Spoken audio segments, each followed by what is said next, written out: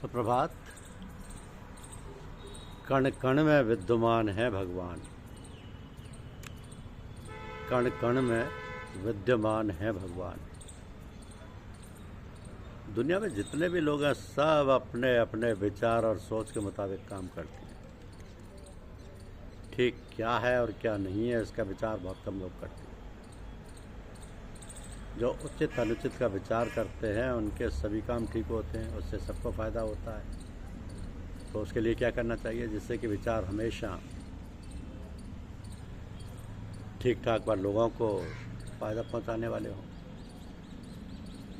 इसके लिए अपने आप को भगवान के सुपुर्द करके शांत मन से जो भी विचार आए उसको कार्यान्वित करें तो शायद सब काम ठीक हो जाए और उससे सबको फ़ायदा भी होगा। किसी काम में जल्दबाजी नहीं करनी चाहिए क्योंकि जल्दी का काम शैतान का होता है। अतः हर एक काम हर एक कदम बहुत सोच समझ कर उठाना चाहिए। कभी कभी इतना उतावलापन होता है कि जो काम हम करने जा रहे हैं उसमें बहुत कमी और गड़बड़ी हो जाती है। तो जो काम भगवान का समझकर और उन्हीं को अर्पण करके किया जाता है वो अधिक ठीक और सही होता है। उससे सबको लाभ और सांत्वना मिलती है। दुनिया के सभी काम ही नहीं बल्कि अपने भी सभी काम भगवान के समझकर करने चाहिए। अपने को निमित्त मात्र बनाकर भगवान का समझकर काम करने से बहुत लाभ और तमाम परेशानियों से छुटकारा मिलता है।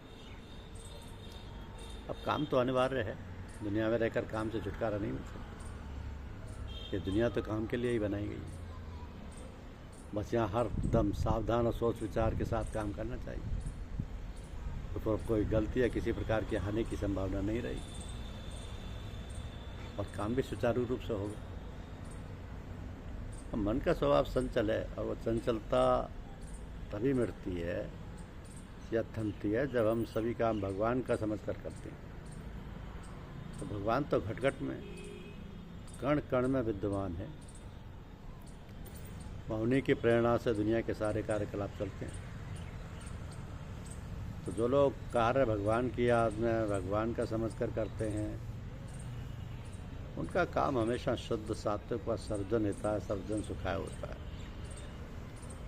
तो उसमें कोई सोच विचार या काट छांट की आवश्यकता नहीं पड़ती। मनुष्य केवल यंत्रवत काम करता है। वस्तुतः करने वाला तो भगवान ही है।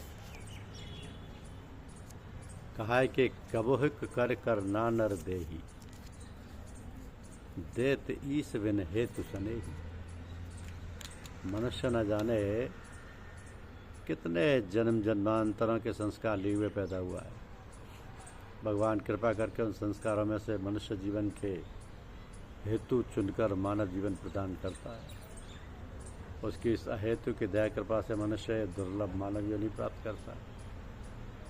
इस हेतु मनुष्य को भगवान का कोटिशः धन्यवाद करते हुए ये कोशिश करनी चाहिए कि उसकी दया कृपा का सहारा और आसरा किसी भी हालत में हमसे छूटने ना पाए।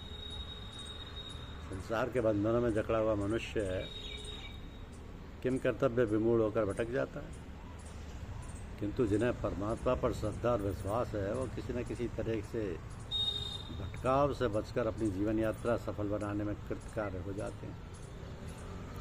भगवान अनंत ऐश्वर्य और कृपा के सागर हैं। मनुष्य को उनकी प्राप्ति के लिए असंभव प्रयत्न करते रहना चाहिए, मगर अधिकतर मनुष्य अपने कर्मों के मायाजाल में फंसा हुआ भटकता रहता है। कभी किसी महापुरुष महात्मा का संग मिल गया तो फिर उसके सहारे से सारे झंझटों को पार करके उन्मुक्त हो जाता है।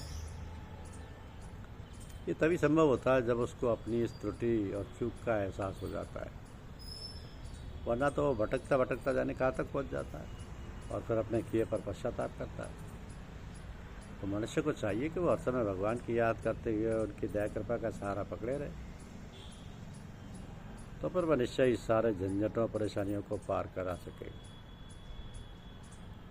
परमपिता परमात्मा तो सहज ही अपनी कृपा और दया का सहारा सब मनुष्यों को देने के लिए तत्पर रहता है। तत्पर क्या, उसका तो स्वभाव ही है कि वह लोगों का कल्याण हो। वह मनुष्य अपने कर्तव्य पालन में दृढ़ संकल्प होकर संसार सागर से पार उतरने का साधन प्राप्त करे। तो जो मनुष्य स्वभाव से ही परमात्मा पर विश्वास और श्रद्धा रखते हैं, उनका तो कहना ही क्या, वो तो हमेशा सभी झंझटों से बचे रहते हैं।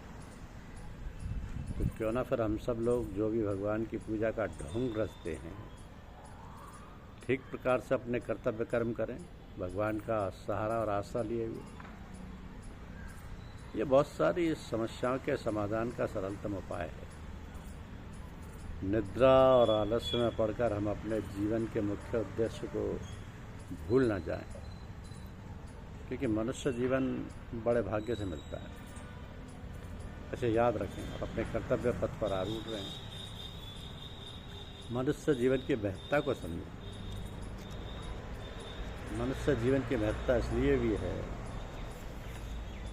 कि जो कुछ मनुष्य जीवन में संभव है वो और किसी भी योनि में संभव नहीं है। और सौभाग्य से परमात्मा की कृपा से अगर मनुष्य योनि मिली है तो उसका लाभ उठाना चाहिए। जहाँ सफलता की बात हम करते हैं वहाँ कभी असफलता भी होती है, किंतु असफलता की हीन भावना अपने अंदर नहीं लानी चाहिए। हमें अधिक लगन से उत्कृष्ट अभिलाषा के साथ काम में जुट जाना चाहिए। किसी ने कहा कि गिरते हैं सर सवारी मैदान जंग में, वो तिफल क्या गिरेंगे जो घुटनों के बल चलें। तो आप ये मंत्र याद रखें कि उत्तिष्ठते जागृत प्राप्य परान्य बोधत। हम उठें, जगें और तब तक चैन ना लें जब तक अपना श्रेष्ठ लक्ष्य प्राप्त न कर लें। इस एक मंत्र को हम अपने जीवन में उतार सकें तो सफलता हमारा निश्चित वरण करेगी। कहा है ना कि ना हम कुछ हंस के सीखें, ना कुछ रो के सीखें, जो भी थोड़ा सा सीखे हैं किसी के हो के सीखें। धन्यवाद। YouTube चैनल को सब्सक्राइब अवश्य करें। शुक्रिया।